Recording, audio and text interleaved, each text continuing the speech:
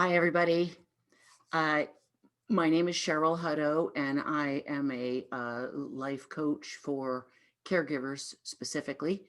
And in my last two videos, I talked about shame and guilt, two kinds of guilt, true guilt versus false guilt. And I've also talked in the past about trauma and so many of the things that we as caregivers bring to the table, which really are stumbling blocks for us. And so I've promised to um, follow up on some of those with one of my favorite practices for beginning to clear away those stumbling blocks. And one of my favorite authors and mindfulness teachers is Dr. Tara Brach. And she has a wonderful book called Radical Compassion. And also in there, it describes very fully this practice that I'm going to describe to you. So you might want to check her out. Dr. Brock talks about a practice called RAIN, and RAIN is the acronym for recognize, uh, allow, investigate, and nurture. And it's really, really all about starting with compassion, which we often have for others, but we leave ourselves out of that equation all too often. So this is a way that we can get in touch with that a little bit and begin to heal it and clear that out of our lives. And I help clients walk through this meditation often and many other meditations, and I use it myself because who doesn't have a few stumbling blocks? So this idea of guilt and shame can cause us to feel a sense of unworthiness. We sometimes feel like failures, or we become angry. We're in conflict with others, or we're in conflict with ourselves. We literally become at war with ourselves, really, when we stop to take a really good look at this. So here's the practice, and I won't do it as a meditation or ring my singing bowls or anything like that. But the first idea of the practice of rain is, of course, to do some nice deep breathing, center yourself, and come to stillness.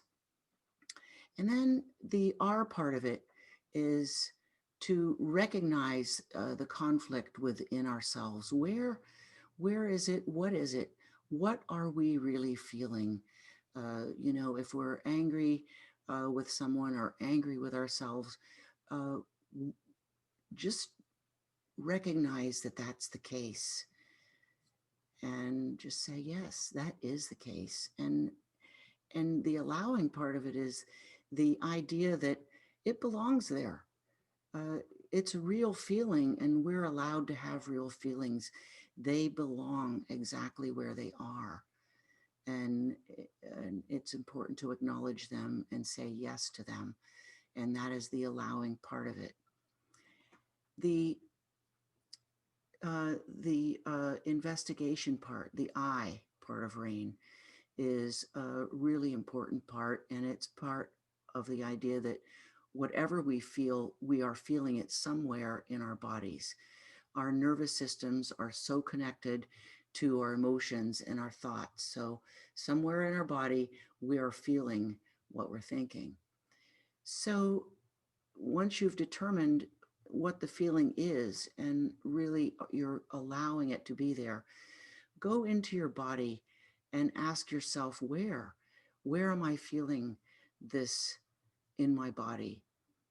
It might be in your belly, it might be in your throat, it may be in your heart. And it's important to connect with that embodied experience and sense what part of you needs the most attention right now, and what does it need. So if it's whatever part of that body is tense or tight, you might put your hand there right now. You might be willing to put your hand on your heart and sense the possibility of what's needed there right now. That tenderness that you are longing for, that you're not giving yourself except for in this moment. So if you're willing to put your hand on your heart, do that. And then just, you might say to yourself, it's okay. It's really okay.